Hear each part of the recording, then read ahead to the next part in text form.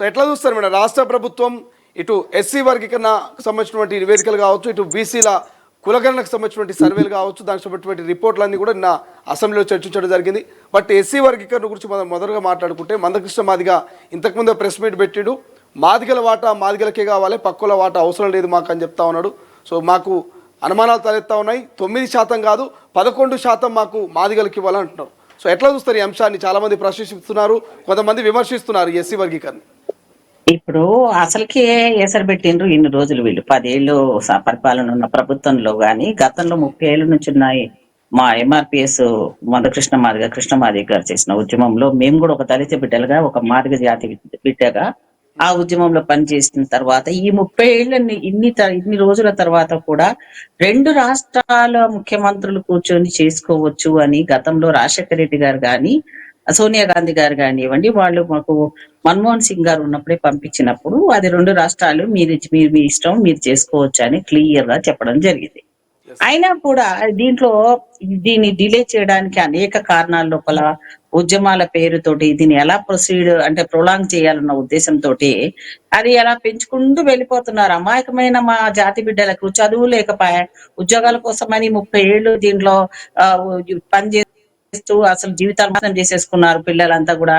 అసలే BJP government reservation తీసేస్తాం అనుకుంటుంది.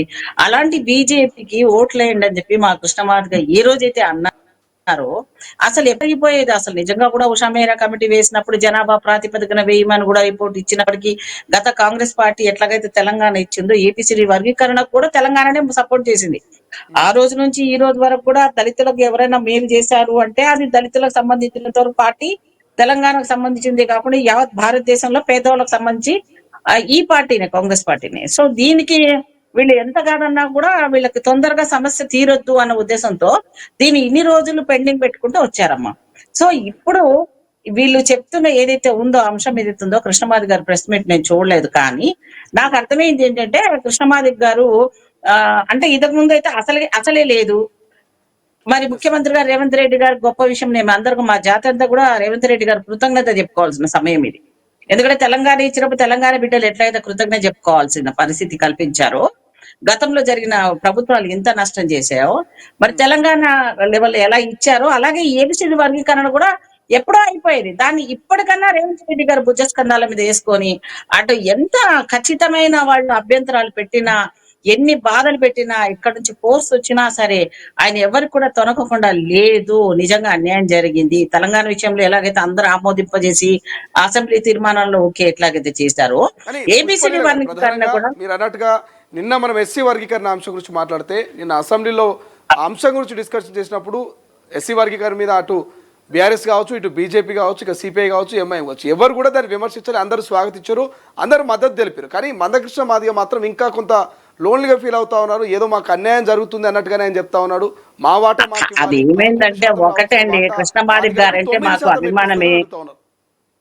సరేలే, ఇప్పుడు అందరూ చేసే దాంట్లో అసలు చేసిన తర్వాత పర్సంటేజ్ కదా గొడవ. ఆ పర్సంటేజ్ ఎక్కువ తక్కువ అన్నది తింటే ఎవరు తింటారు? మన జాతిలో ఉన్న ఉపకులాలే తింటాయి, మన సోదరులే తింటారు. ఇంతవరకు కూడా మన యుద్ధమం ఏది? దళితుల్లో ఉన్న దాంట్లో ఒక వర్గం వాళ్ళే ఎంజాయ్ చేస్తారు అన్నది ఈ మన ఉద్యమము. ఇప్పుడు తర్వాత దాన్ని రూపాంతరం చెంది లేదు మనమే కాదు, కింద స్థాయి అట్టడు స్థాయిలో ఉన్న మన జాతిలో ఉన్న సబ్ కాస్ట్ లో ఉన్న వాళ్ళకందరికి కూడా రాజకీయ అవకాశాలతో పాటు అన్ని అవకాశాలు కల్పించాలంటే కంపల్సరిగా ఇది చేయాలనుకున్నప్పుడు మనకు రిజర్వేషన్ శాతంలో కొంత అటు ఇటు జరిగిండొచ్చు. అది 1-2% తేడా ఏం పోయింది? అసలు నిజంగా అసెంబ్లీలో పెట్టడమే ఒక మహా సక్సెస్. ఇది ఒక తెలంగాణలో ఒక పెద్ద నిజంగా కూడా ఇది ఎవరు ఊహించని విధంగా చేశారు కదా. సో దాంట్లో ఏదైనా చిన్న ఉంటే మళ్ళీ దాన్ని రాటిఫికేషన్ చేసుకోవడానికి అవకాశం ఉంటది. అయినా ఎవరితో గొడవ పడాలి? మా వాళ్ళతో మనమే కదా. ఇప్పుడు మా జాతి తమ్ముళ్ళకి ఇప్పటి వరకు రాని అవకాశంలో ఒకరిద్దరు అయితే, ఇప్పుడు మాకే 1% తక్కువ అయింది అనుకోండి, మాది చాలా పెద్ద మనిషే కదా. ఇన్నాళ్ళు మా తమ్ముళ్ళు అటువైపు ఉన్న వాళ్ళు ఎంజాయ్ చేసినా మేము ఇన్ని రోజులు 30 ఏళ్ళు భరించలేదా? అందులో మాకు ఇంకా రావాల్సిన వాటా విషయంలో కానివ్వండి, పాపులేషన్ విషయంలో తప్పులు జరిగిన విషయంలో కానివ్వండి, లేకపోతే కొంత పర్సంటేజ్ విషయంలో అన్యాయం జరిగింది అన్నట్టు కృష్ణమాదిగ అనడం కొంచెము అంటే ఆయనకి ఇది జీర్ణించుకోలేకపోతున్నాడేమో అనిపిస్తుంది నాకు. ఎందుకంటే రేవంత్ రెడ్డి గారు ఇంత త్వరగా చేస్తారు ఏబిసిడి వర్గీకరణ విషయంలో, ఇంత స్టాండర్డ్ గా అన్నదాన్ని, సుప్రీంకోర్టు నిర్ణయాన్ని ఈ రకంగా ఛాలెంజ్ గా తీసుకొని చేస్తారని ఎవరు ఊహించలేదు.